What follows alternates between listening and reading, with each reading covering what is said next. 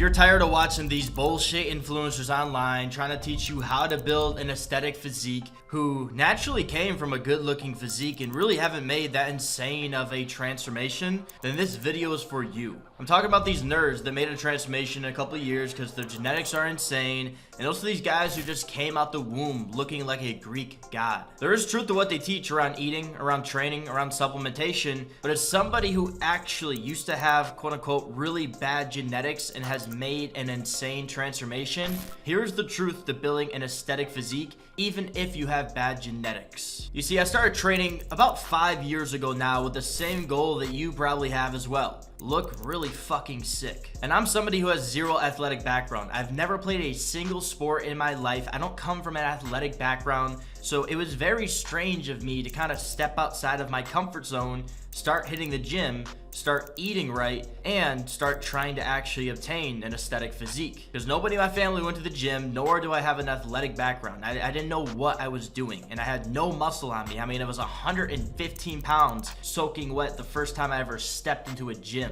And well, now 5 years later, I've gained over 100 pounds of lean muscle. I've done 2 bodybuilding shows, and I've worked with over hundreds of men to help them transform their physique as well. And honestly, from my starting point, I shouldn't be the guy giving you advice on this, but I am the guy giving you advice on this. I mean, just take a look at my physique 5 years ago. You don't think that I would have the physique I have now. You would think I had bad genetics. You would think this guy was never gonna get big, but we made it happen. And today I'm gonna walk you through how I was able to go from being a skinny, scrawny, pale, weak little boy to building a tan, jacked, lean, and handsome physique in just a couple of years so you can achieve it quicker than I did. And this is gonna be the exact advice I wish I would have known the first couple of years of training. No bullshit, not just telling you eat a calorie surplus or a calorie deficit. I'm gonna give you like the real stuff inside of this video that helped me transform my physique. And if you can apply the learning lessons in this video, I can promise you one thing, it is gonna transform your physique in a quick amount of time. So make sure you lock in, put your phone on Do Not Disturb, and get ready to hear the sauce. So before we even talk about workouts or diets, let's talk about what makes a physique aesthetic. And it's not about being as jacked as possible, it's about being proportionate and having low body fat. What you really want is an X-frame build. You want to be big at the top, narrow in that waist with that V taper in your abs, and also big at the bottom.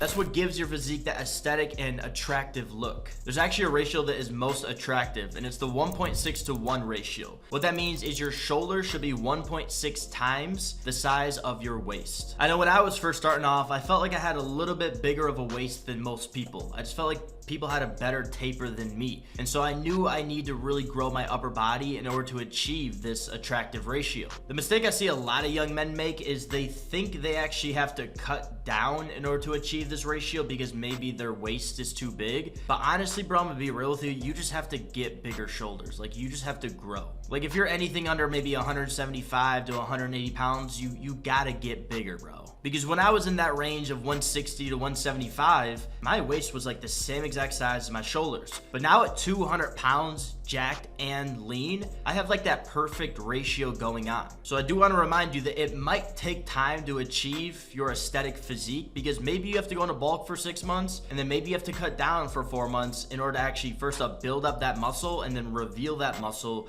so you get that X-frame build. What I did is my first 3 years in the gym were strictly spent just bulking up. I mean, I was trying to gain as much weight as possible for the first 3 years of lifting, and I never started a cut until after that 3rd year of lifting. And so if you haven't gotten to a decent size yet, or you haven't spent, at least if you're a skinny guy, a couple of years bulking up, definitely don't cut down first. Spend some more time building muscle, because then once you cut down, you'll actually have that really good ratio going on. Now, if you're a little bit of a fatter guy, a little bit bigger genetically, then yeah, you could probably use a cut. Now, before we dive into the aesthetic muscle groups that you want to build up, I do first want to talk about actually how to build these aesthetic muscle groups, because it's not just about hitting the gym and going through the motions. You actually have to intentionally train to build the muscle. See, muscles get bigger for one reason, and that's because they have to adapt to a bigger load than they did last time. And so this is what we call progressive overload. Now, progressive overload is very simple to understand. The first thing you gotta nail down though is gonna be your tempo when it comes to training. Tempo is actually how you move the weight. See, a fast tempo is just gonna be throwing weights around.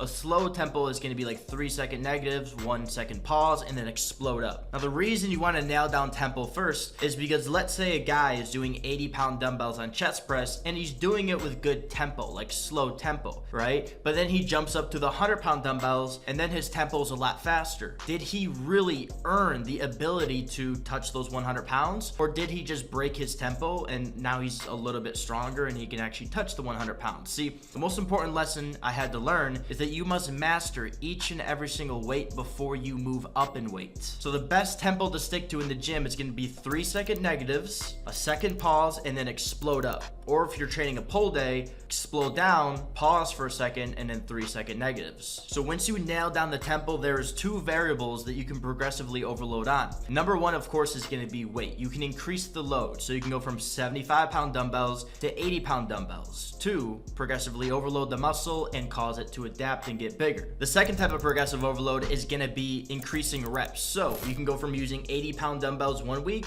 to 80-pound dumbbells the next week, but going from 9 reps to 10 reps. That is still progressive overload. That is still going to build more muscle than last time. Now, my favorite thing to focus on when it comes to progressive overload is just increasing weight. I keep my tempos the same. I keep the rep ranges the same. I'm typically training between 8 to 12 reps. That's just personally my favorite. And then I'm just increasing the load within that rep range and within that tempo week by week. Now let's jump into the aesthetic muscle group tier list. These are the muscle groups that you should focus on if you want the most attractive physique. Muscle group number 1 is going to be shoulders. Your shoulder is made up of 3 parts. You have the front delt, you have the side delt, and you have the rear delt. Now, most people think training the side delt is more important than the front and the rear, which yes, the side delt is important. So is the front, so is the rear. But if you really want to build big shoulders, I'm about to tell you something that will probably blow your mind. It's not the side delt, it's actually the rear delt, partially the front delt, and of course, partially the side. But I'm telling you right now, if you focus on your rear delt, your shoulders will look so much bigger than everybody else training the side delt all the time. Because think about it this way, if you want your delts to look big, you probably want them to look pretty big from the front end, and especially like the side as well when you're taking photos in the front and in the side. What actually makes that delt look big is going to be that rear delt popping out. That's what's going to give that shoulder that rounded appearance. And then once again, put that on the side profile. When you pose from the side, you can't see the middle delt. You see the front and you see the rear. And if that rear is sticking out, right, and it's sticking out even farther than that tricep, then that gives your shoulders that really big appearance. And then even if you look at yourself from the back, you're not going to be able to see the middle delts no matter how much you build them. It's the rear delts that are going to pop out. So yes, train your front delts, train your side delts. But I'm telling you right now, most people are sleeping on their rear delts, and that's why their shoulders look small. And so when you give special attention to your rear delts, that's when you get that superhero look where your delts are just popping out. Now, what's the best way to actually build your delts? Now, when it comes to front delts, I like a mixture between heavyweight and lightweight. So heavy dumbbell overhead press, but also lightweight dumbbell standing raises. When it comes to the side delts, I like to just do a lot of lateral raises, but here's the most important part, is actually properly hitting that rear delt and not hitting your traps with it. See, most people have never learned how to properly train their middle delts, and that's why they never grow, and they actually are just growing traps. So when it comes to doing a dumbbell lateral raise, it's really simple. Stand straight up, bend a little bit over. Have dumbbells in your hand and just bend a little bit over. Touch the dumbbells in front of you just like this and just pull them out.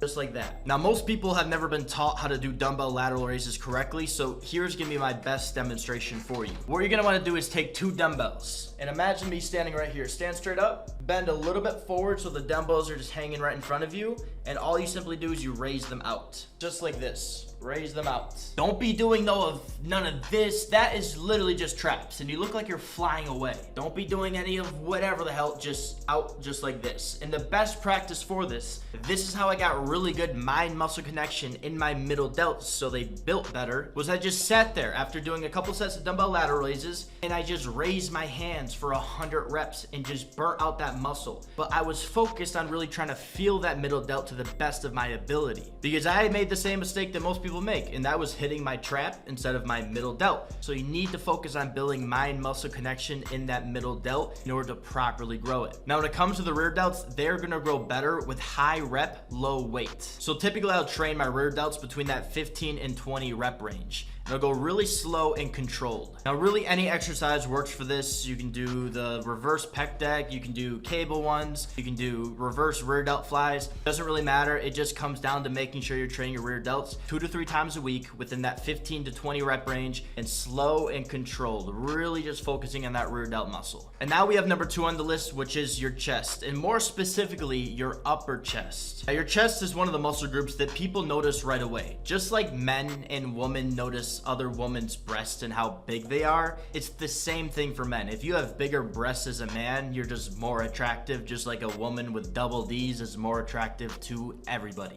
And so you got to understand your chest is made up of 3 different muscle groups. You have the lower chest, you have the middle chest, and you have the upper chest. And while training your whole chest is important, a lot of people put too much emphasis on that middle chest. They're always flat benching, and they're always just doing machines, and they don't do enough emphasis on the upper chest, which is actually a lot harder to grow than that middle and lower chest. And the other truth is, even if you're doing incline chest press, you probably have an arch in your back, still causing your chest to be at a flat degree. So the better you can build that upper chest, the more it's gonna pop out of your shirt, the more it's gonna pop out of a tank top, and overall, the bigger, the more cleavage you're gonna have, honestly. And so when it comes to actually building your chest, the one thing that's not really gonna build it that efficiently is gonna be barbell bench press. I know you wanna hit 225 or 315. It's cool and all, but I'm telling you right now, having a bigger chest is a lot more cooler than hitting 225 or 315. The best exercises that will grow your chest is anything that will allow your muscle to fully stretch as far as possible, which isn't gonna be a barbell. It's gonna be something like a dumbbell where you can get a really good stretch on it. So that's first thing, is pick exercises that allow you to get a really deep stretch. The second thing, when you're actually training upper chest, make sure you don't arch your back. People always think you gotta arch your back. You don't have to arch your back. And this is a mistake I made for way too long, and I'm now just adjusting in my fitness journey. So your back should actually be pretty flat on that bench. You shouldn't be arching. You should actually be having a flat back, because then when you're on a 45-degree angle and you're pushing, you're actually using the upper chest and not arching and using that middle and lower chest. And the last thing when it comes to actually really building that chest, if you're using something like dumbbell bench press, for example, try your best to push your hands all the way to the ceiling. A lot of people are just doing these half reps and shit like that. You want to come all the way down, fully stretch it, and then push up. Just like you're trying to flex your chest if you pushed out right now, you want to do the same with the dumbbells. Push them as far as possible. That's gonna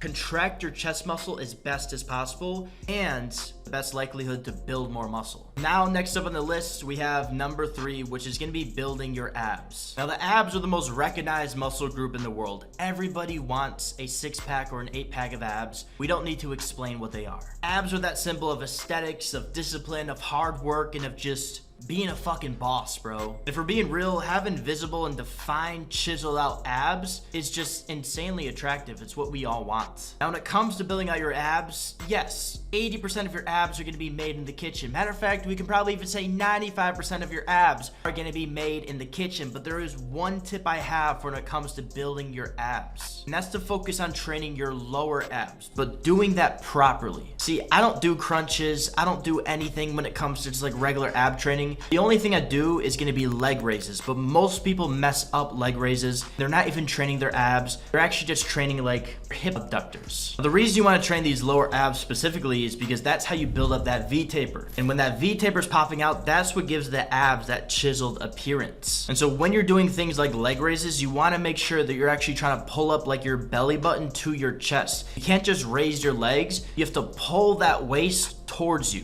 because your abs, they don't pull your legs up, they pull your waist up. So when you train abs and you're doing leg raises, pull your waist up as far as possible. Matter of fact, put your feet all the way to the roof. Now, besides dieting, there's another important thing that comes down to getting chiseled, defined abs, and that's actually gonna be your cortisol. That's your stress hormone. See, somebody could be, 8 to 10% body fat and almost have no abs because their cortisol is high. They're highly stressed out, so their body is highly inflamed, and what that means is their body's holding a lot of water, washing out their abs. So even as somebody who's bulked up right now, over 200 pounds, and I probably got 15% of body fat, I still have some pretty visible abs right here. And that's because I try my best to keep my cortisol low. And here's a couple of my tips.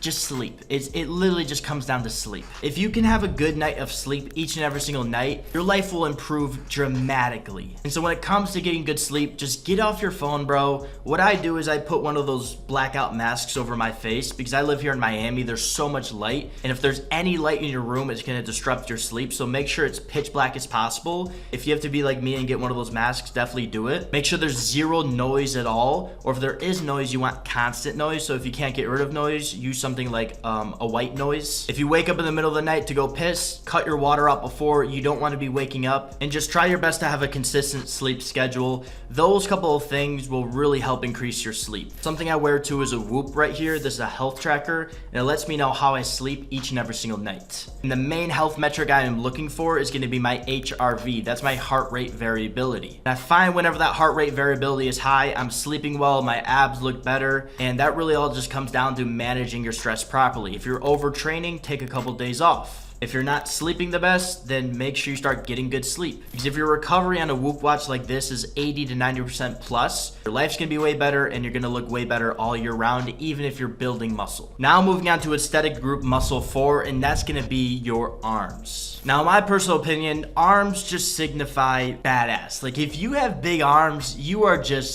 badass, man. And as somebody who just genetically can't really grow triceps, I'm very jealous of people who have big arms. I mean, I got decent sized arms. These things are maybe like 18 inches, and I have great biceps, but my triceps, man, they just do not grow. Now, talking about your biceps and triceps, let's break down the muscle groups of each. So your biceps, they have 3 muscle groups. You're gonna have the brachialis on the outside. That's that little muscle right over here. You're gonna have the long head right here, and you're gonna have the short head on the inside. Now, when it comes to your triceps, you also have 3 muscle groups. So you're gonna have the long head right over here. You're gonna have the medial head in the middle, and you're gonna have the lateral head on the outside. Now, in general, yes, just train your arms and they'll get big, especially if you do high rep ranges. Once again, I tend to find, and this is also backed up a little bit by science, I believe, that the smaller the muscle group, the higher reps it needs, and the larger the muscle group, the lower reps it needs, and actually the more weight it needs. So when I'm training things like arms, I am just blasting out reps, I'm blasting out sets, and I'm taking short rest times. But if you want to get more specific to target a certain part of that arm, I know for me, I've had a whole long journey of trying to grow my triceps, because even though I got some decent sized arms, they actually do look really small just because my triceps do not pop out. I want to first go with the biceps. So if you want to get that right there, like that big peak, then a lot of just contraction curls will get the job done, right? That's going to build that head right there. But if you want to build more of this right out here, and especially that brachialis as well, a lot of hammer curls will get the job done.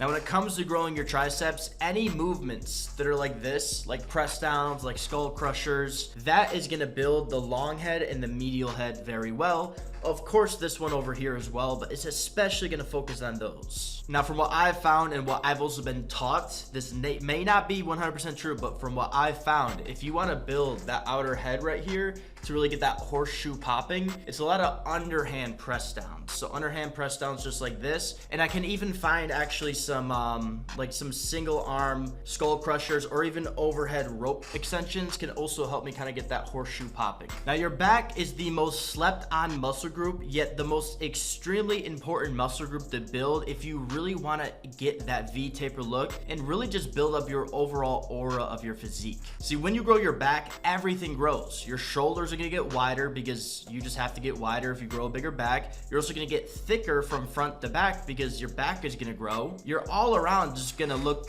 a lot bigger if you focus heavily on your back. And this is the mistake a lot of people make if they've never had a coach before, is they really just don't train their back enough because you're not looking at it and you're not having anybody look at it for you. And so when I hired my first bodybuilding coach 2 years ago, he looked at me and said, "Yo, bro, have you even been training back at all?" And I'm like, "Back? I mean, I just care about what I see in the mirror." And so I started to do 2 back days a week, every single week, ever since I hired that coach. And it's changed my physique forever. And the reason I recommend 2 back days a week is because your back has so many muscle groups. I mean, you got your lower back, you have your lats, you have your traps, you have the muscles in the very middle. I have no clue what they're called, but they're in the middle. And it's the big thing you're gonna wanna focus on if you wanna build an aesthetic physique, because once again, what creates an aesthetic physique? It's that X-frame, being wide at the top, being narrow at the bottom, and being wide at the legs as well. See, when you grow your lats, you're gonna increase that V-taper look with your lats flaring out while making your waist look even tighter. Now, there are so many ways to train your back. I'm not gonna go over them all, but I am gonna go over the best practices for when it comes to actually training your back to grow the most muscle back there. I think the most important thing when it comes to actually training your back effectively is making sure you're actually using the back muscles. A lot of people are just using their rear delts or using their biceps to do a pull down or to do a pull back. And so the way I was taught to actually start engaging my back more is imagine that there's like a pencil in the middle of your back. You want to try to pinch that pencil with your shoulder blades. Another good practice that I learned if you're doing like a pull back or a pull down is pulling your elbow into your waist. Once again, the lats pull the arm down and into the waist. So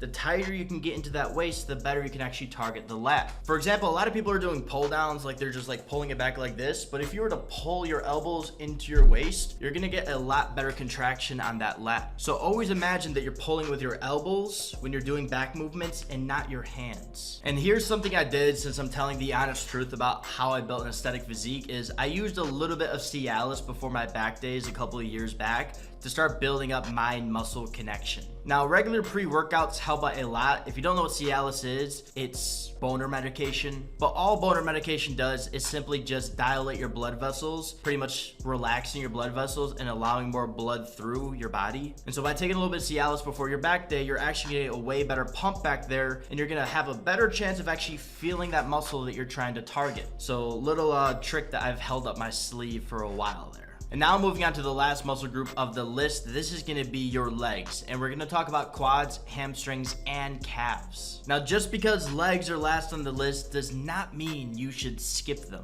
I put it last on the list because I know real ones made it to the end of the video, and real ones, they actually train legs. Now, if you're new here and you don't really know me, I am known for having amazing legs. I mean, they are genetically just freaky, bro. Last year, I had 28-inch legs. I'm not joking you, 28-inch legs. And I've downsized them a little since then because my coach and everybody else was telling me my legs are just overpowering my upper physique. They're just like way too big. So we only started to train them actually like 2 times a month for a period of time. And then now my legs are actually pretty proportionate with my upper body, but they definitely do need to start growing once again. Now, a lot of people ask me what was my secret to growing big legs, and I will say 100% genetics. Like, genetics played a big role in it, I'm not gonna lie to you, but there was one thing that I was doing different than most people, because I used to train with a group of like anywhere from like 2 to 5 kids at the gym for my first like 3 years of training, like every single day. And whenever we'd hit legs, like I was the only person actually like excited to hit legs, and I was the only person going extremely hard on squats. I mean, my first 3 years in lifting, my squat got up to 465 pounds. I was squatting 405. I did it once for 12 reps. And by the way, this was all done naturally.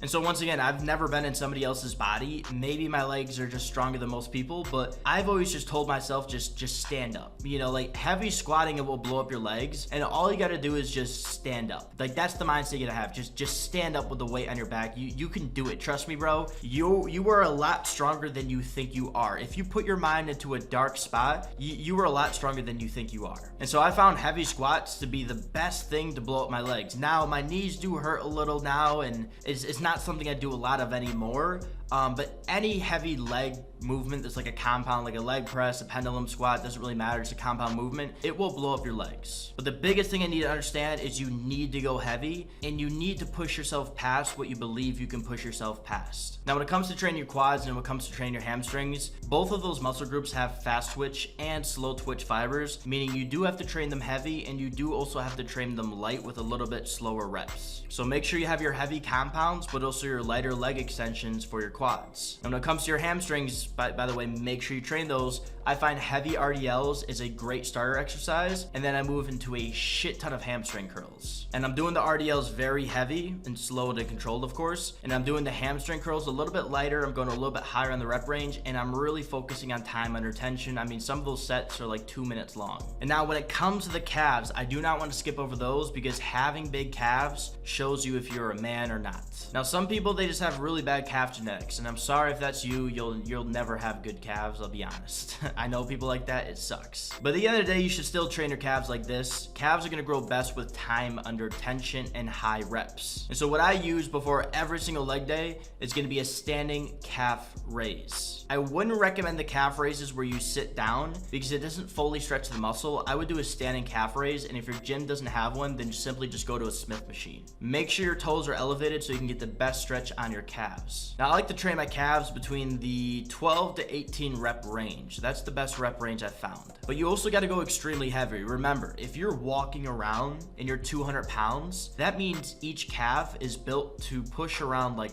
400 pounds. Now, you got to train your calves heavy. Remember, if you're walking around at 200 pounds, that means your calves are pushing 200 pounds very often. So if you're calf raising 200 pounds, it's not going to do anything. You got to double that weight and go up to like 400 pounds. Now, of course, work your way up there over a couple of sets, but my top set on calf raises is right around 400 pounds, and I'm doing that between 12 to 18 reps. And the key point of these calf raises is time under tension. When you push up, you want to hold that calf raise for a split second, and then you want to slowly bring the calf raise down over a 3-second tension. And then a little thing I like to throw in there, especially if you have struggling calves, is right after I get done with weighted calf presses, I do 60 air calf raises. So I simply just put my hands up against the wall or against the machine. I lean a little bit forward and I do 60 calf raises once again, making sure I'm actually controlling my tempo. And now that we've gone over the aesthetic muscle group tier list, I want to break down the training split that you should be following. So when I first started training, I followed the split that everyone follows, the push-pull leg split, which isn't a terrible split, but it's also not the best. And if you're just starting off, this training split is a great training split because you get to hit each and every single muscle group at least 2 times a week, and that's what you should be doing if you're trying to put on as much muscle as possible, is hit muscle groups as often as possible. But the one thing I wish I learned sooner when I started training is your training split can really determine the result you get with your physique. You know, these generic training splits, yes, they're gonna all around just hit all the muscle groups, but some people have lacking muscle groups. For example, like me, I have lacking triceps, but I have big quads. And so this is when you actually have to sit down and custom tailor a training split to you. Now I'm gonna bring you through exactly how you can custom tailor. And so that's when you actually have to sit down and custom tailor a training split to your own body and your own goals. And here's exactly how I would go about it. First off, figure out your rest days. I like to take a rest day every 4th day. So what that means is I like to train for 3 days,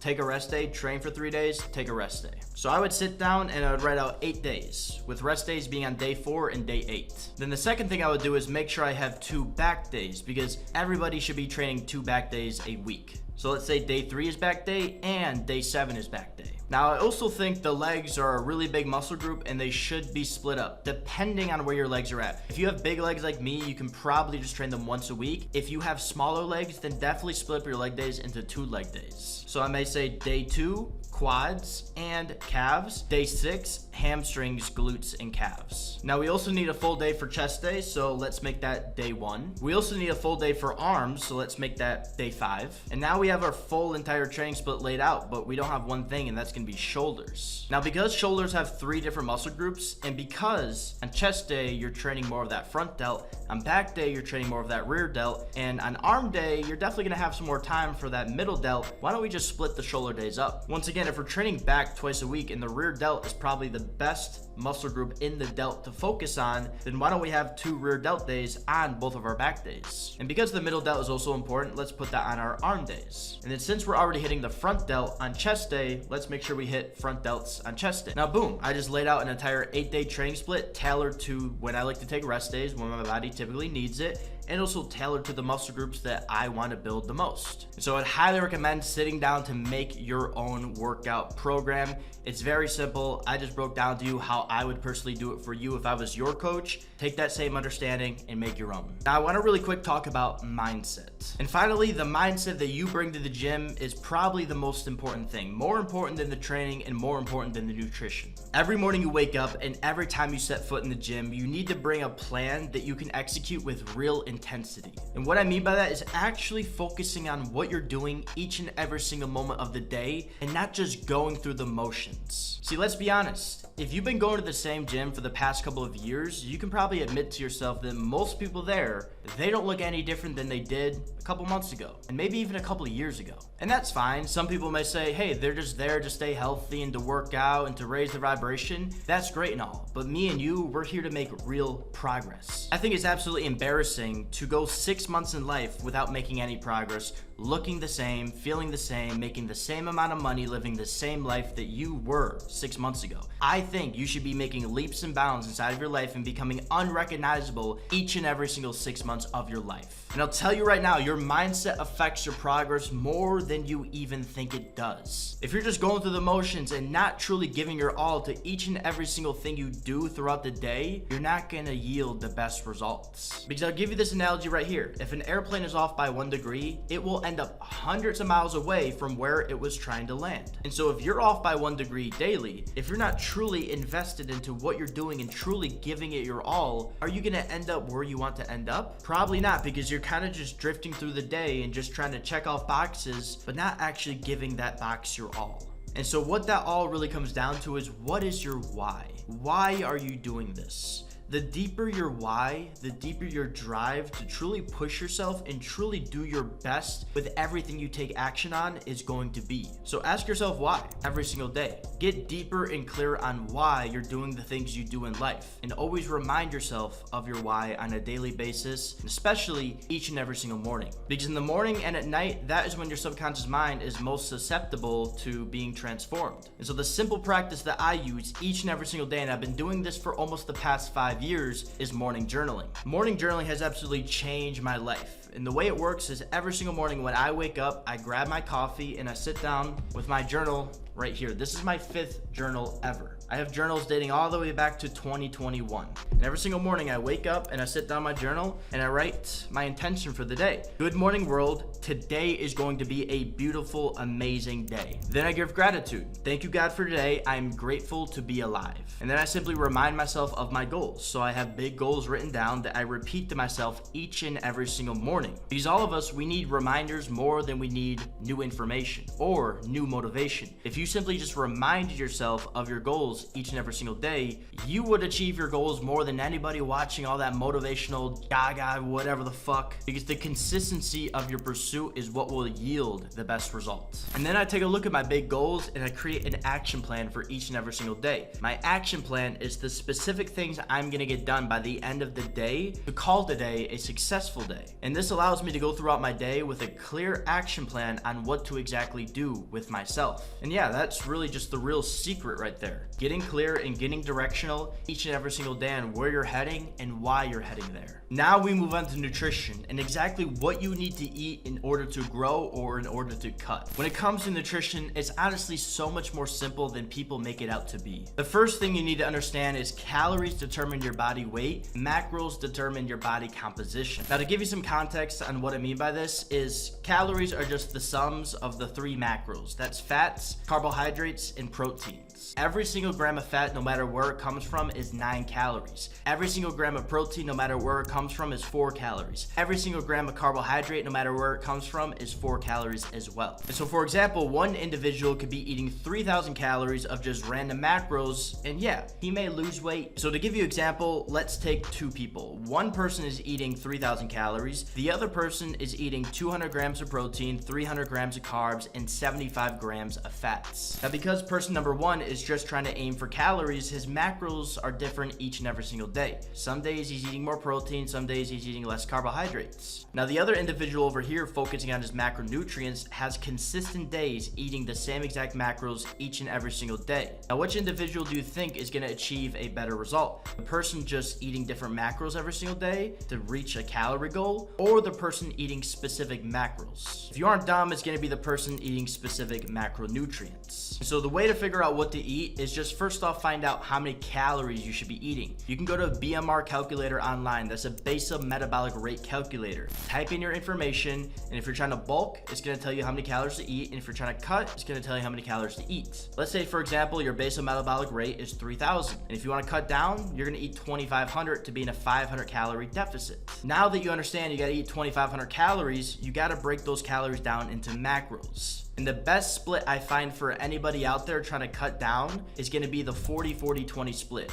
That's 40% protein, 40% carbs, and 20% fats. And so you'll take those 2,500 calories and divide them into those macro splits. And so you'll get something that looks like this, around 200 grams of protein, 200 grams of carbs, and somewhere around 50 grams of fat. That's going to be around 2,500 calories. And if you simply hit those macros each and every single day, you are going to lose weight, but you're also going to achieve better body composition than the person eating 2,500 calories of random macros each and every single day. And the same exact understanding applies to bulking up as well. You can use the 40-40-20 split to break up, let's say, 3,500 calories to the macros you should be eating to bulk up while still looking good. The mistake I see so many people make is they just care about their calories. Your calories mean nothing besides the weight on the scale. If you came here to build an aesthetic physique, you need to understand your macronutrients. And so protein is not what's most important, nor is carbs, nor is fats. It's all of it. All of it is extremely important. Just because you eat 200 grams of protein does not mean you're gonna build muscle.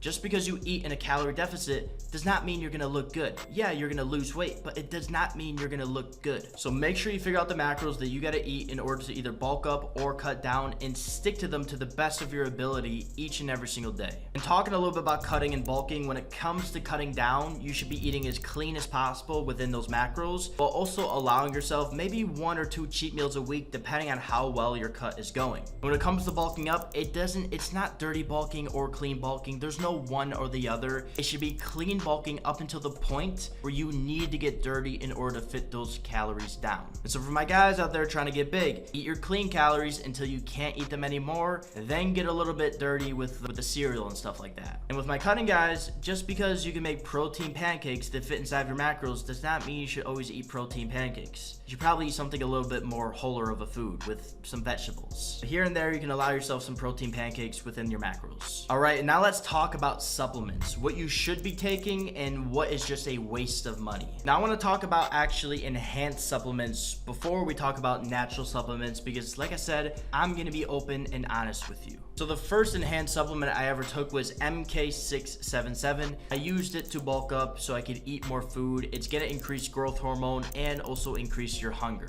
Now MK677, you probably shouldn't take it. Honestly, you should probably just eat the food because it's really not that good for you. It's really bad for your blood sugar, and for some people it kind of mentally messes them up as well. That, like, I've never used it since the last time I took it because it just made me really anxious and paranoid, but it definitely does help you eat more if you truly just cannot eat more. Keep the dosage within 5 to 10 milligrams though. I would not recommend going past 10 milligrams because that's when side effects truly start to happen. After that, I started taking testosterone at 20 years old after doing my first natural bodybuilding competition. I started at 250 milligrams for 6 months. And honestly, I love testosterone. I live by it, I preach it, I think it's amazing. And if you're thinking about doing it, make sure you lock in your diet, make sure you lock in your training, make sure you just have a coach by your side for at least 6 months and really try to find your natural potential before you enhance it. Because guys, I've been on big cycles without any dieting, like I'm just eating randomly and I still make no progress. Like my physique looked exactly the same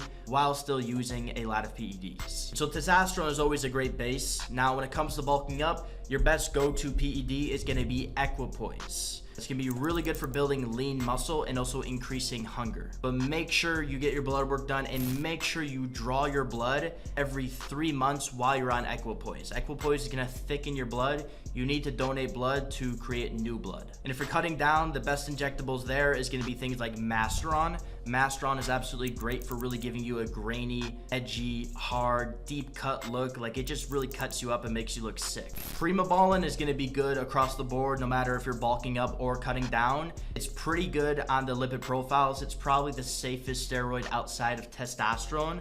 It's not safe, but it's quote unquote the safest, remember that. And that's good again for cutting or bulking up. I want to talk a little bit about orals as well, because a lot of people think Anavar, yeah, it's definitely, it's nice, it's good. Anavar will give you a better look when you're cutting down, give you some more energy and stuff like that. I also do like things like Winstrol. Winstrol definitely gives you a better look. It may be a little bit harsher on you, but it definitely does give you a better look. Things like clenbuterol as well is great for increasing your metabolism and cutting down fat really fast. But clenbuterol is also a little bit dangerous. It really does increase your heart rate. So if you aren't taking something like nebivolol on the side of clenbuterol, you got to be careful. Now, once again, when it comes to using clenbuterol, make sure you taper up the dose. Don't just go straight in for 40 micrograms or 80 micrograms. Start off at 20, then go to 40 a couple weeks later, then 60 a couple weeks later, and then maybe you can push it to 80 if you truly need to, and then make sure you taper back down. And now talking about things like Tren as well. Okay, I want to go over everything I know here. Tren, in a way, it's great. In a way, it's the dumbest thing you could ever do. Tren, if you're deciding to use it, it really just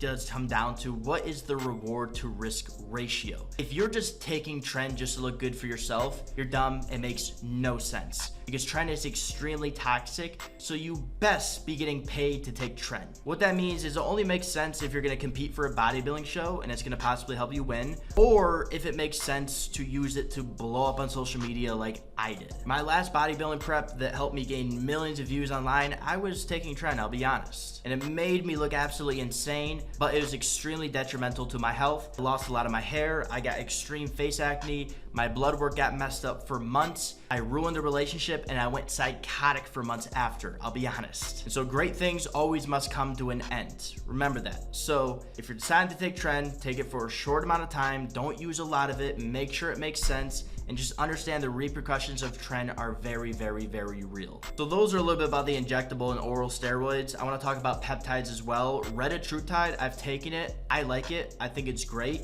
I've never seen a negative side effect from it from anybody I've heard. Again, do your own research on all of this. I am not a doctor. I know nothing. I'm dumb. I'm a 22-year-old gym bro. Do not listen to me. I'm not responsible for your health. For retatrutide, I've taken around 4 milligrams a week, and it definitely crushed my hunger a lot. Probably too much. I actually got a little bit too skinny while taking retatrutide because I only started eating 1 meal a week. But if you are somebody who struggles with hunger a lot, and I'm not just talking about like you're just being a bitch and you just need to overcome your hunger. I'm talking like you get into binge eating a little. I know that's me. I've had some stories of like I've gotten into binge eating really bad, and so I decided to start using retatrutide while cutting down just to help me out, and it definitely does help. And so when you're using retatrutide, start off at like 0.5 milligram or 1 milligram and just slowly work your way up over the weeks. What retatrutide is going to do is it's going to slow down digestion, it's going to increase your metabolism, and it has some healthy benefits on things like cholesterol, blood pressure, and insulin sensitivity as well. One other unnatural supplement that I swear by, and this isn't a peptide, this isn't a steroid, this is actually called an ancillary, which is a health supporting supplement, something called glutathione. Glutathione is the strongest antioxidant your body has. Now, why am I throwing glutathione into this? Because if you were truly pushing yourself in the gym, your oxidation levels in your body, just like the unhealthy stuff inside of your body, is going to raise up, and glutathione is going to help decrease that, helping you recover faster, helping you feel better, helping you sleep better, helping you be more handsome. Now, I especially use glutathione because I am using PEDs and it's not healthy for you, so glutathione is going to help clear out all of the stuff that is probably damaging my organs, to be quite honest with you, and it really does improve my blood work dramatically. I used to have high liver enzymes, and I even know natural people who have high liver enzymes just naturally. Glutathione is going to help bring down those liver enzymes, so your liver pretty much just isn't eating itself alive. It's going to help you recover faster, feel greater, and have really good skin. People always ask me, how do I not get acne? I do get acne. I only get it when I'm not using glutathione. Now, the one one thing about glutathione though is it is gonna make you pale, okay? It's gonna just completely wipe out your tan if you use it a lot. So there's one more thing on the list, and this is simply just a handsome peptide, okay? This is all about building aesthetic physique, and it's called melanotan 2. Now, last summer I blew up online for talking about melanotan. Pretty much what melanotan is, it's a peptide that increases your skin pigmentation abilities, if you want to think about it that way. So it allows you to pretty much produce more melanin inside of your skin. So somebody like me, I'm actually very pale naturally, like very pale, and I started using melanotan around 3 years ago now, and it's allowed me to actually get a really nice glow and tan to my skin. And I would say melanotan 10 out of 10 for aesthetics. I love it. Once again, do your own research and be wary. Now moving on to natural supplements, okay? This is all I take, and anything outside of this is probably a waste of money because I used to be the guy with a dresser full of supplements. My friends would come into my room and say, dude, you look like a pharmacy with all these supplements. The first thing I swear by is Animal Pack multivitamin. Animal Pack is the brand name, and they create a multivitamin that has a package that is like, I think it has 8 or 9 pills inside of there, and it covers literally everything you need. You're gonna have minerals, you're gonna have vitamins, you're gonna have enzymes, you're gonna have all these different things. It's great. Go check it out. You can find it on Amazon. The second thing I swear by, and this isn't really gonna help you look better, but it is gonna help you be healthier, and that's gonna be the Animal Pack Omegas as well. Heart health is a real problem in America and in the world, and especially if you're using PEDs, so you need to be taking your Omegas at least 3 grams daily, and I even think 5 to 6 grams is a perfect range. I use Axe and Sledge pre-workout and non-stim pump. That's what I take before the gym each and every single day. That's gonna be their pre-workout with the stimulant and their non-stim pre. 2 scoops of pre, 1 scoop of non-stim. That's gonna give you the energy, the pump, the focus you need to truly crush each and every single workout. Another thing you'll need as well is of course whey protein, and casein protein is also really good. You don't need it, but especially if you're trying to bulk up, I think casein protein is great. Casein is a slow digesting protein, meaning it takes around 8 hours for your body to absorb it, versus whey protein takes 30-60 minutes. Casein protein, the best uses for that is to take a quick shake before you go to bed, so your body has protein all night long. And that's really all I want to mention supplement wise. Of course there's a lot more, but that's just the essentials that I take. If you keep it to that multi, to that omega, to that pre, to that non-stim, to that whey protein, and to that casein protein, that's really all you need. I'm not going to mention it because everyone talks about it. Creatine's cool. I don't personally use it, but I think it's a great natural supplement to help you build a lot more muscle. Before we wrap this up, I want to leave you with something. I know exactly how you're probably feeling right now because like I said, a couple years ago, I was in your shoes. I was the guy watching videos just like this, wanting to change, but getting discouraged by how far I had to go. I even wondered if it was possible for me. And if you're intimidated by the entire journey because of how much there is to do and how much there is to learn and how much there is to figure out, the time is gonna pass by either way. You're gonna live this life either way. So it just comes down to what are you gonna do with your time that you're gonna live either way. The biggest piece of advice I can give you is you just need to commit. Like I said, you're gonna live that time either way. So just commit to goals. And if you get to the goal, if you achieve the goal and you find out, well, this goal wasn't the goal that I really wanted, or maybe I actually want this one now, that's fine. At least you committed to something, it did something. See, most people, they have so many things that they wanna go do that they never commit to anything, and then they live this entire life with just, they don't actually pour themselves into anything, so they never achieve anything. And so you're gonna have many seasons of your life. Life is short, but it's also long. You're gonna be here for a long time. You have decades and decades in front of you. So just commit yourself fully to whatever goal that you truly want at the moment. If building a badass physique is the thing that you really want, then go all in on it and black out all other noise. Because the person that is the most obsessive with what they want is always going to be the person that achieves the best results. And that exact mindset is how I was able to go from being the pale, the scrawny, the insecure kid to being the tan, jacked, and handsome 200-pound guy blowing up online for his transformation in just a couple of years. Because I became obsessive about it. I poured myself into it. I realized I was going to live this life either way. I may as well just give my full attention to this goal in front of me right now. achieve this goal, and then give my attention to all the other things I want in life as well. And if you want the best results for yourself, you should do exactly the same. You should go all in on what you most desire in life at the moment. If what you most desire in life right now is to build the baddest physique possible while also building a badass mindset and all around just becoming a badass man, if you want some extra guidance on that, if you want to guarantee results, and most importantly, you just want a no bullshit coach who's not gonna bullshit you and who's just gonna tell you the truth, I'm gonna leave a link down below where you can apply to work with me one-on-one inside of my fitness coaching. I'll guide you all the way to whatever goal it is you want. Doesn't matter if you're cutting, if you're bulking, if you're trying to do a show, if you're trying to hop on your first special supplement cycle, I got you. I will help you achieve that goal with ease. But this coaching isn't just for anybody. This is for those people who are like, they truly want to make a change, they're truly committed, and they're willing to do whatever it takes. Once again, I'm a no bullshit coach. If you are somebody who is just bullshitting around, do not reach out for my coaching. I want those motherfuckers who hear this message and they're like, this is the coach I want, to go fill that out if you are interested. And for the last couple months, I kind of closed down access to my one-on-one coaching, but now it's opening back up again. And really quick, I want to show you some of the transformations that we made over the past couple months. I'll pop up people like Merritt, I'll pop up people like Justin. I'm gonna pop up a whole bunch of people on screen that have made amazing transformations. And if you want your photo to be up there next, once again, that link is gonna be down there in the description. And if you want to take action and if you want to be an action taker, go fill that out right now. It only takes a minute. If you look like a good fit, I'll personally reach out to you and we'll get you building your badass physique in no time. Now, other than that, boys, I hope you enjoyed this video on how I built an aesthetic physique fast. Now, I'm making a lot more fitness content once again, so I want to hear from you down below in the comments. Which video do you want to see next? Do you want to see a collaboration, a day in the life, full day of eating, full day of training? Do you want to see how I did my first cycle? What do you want to see? Let me know down in the comments below. Other than that, boys, I'll catch you in the next one. Deuces! Let's go, baby!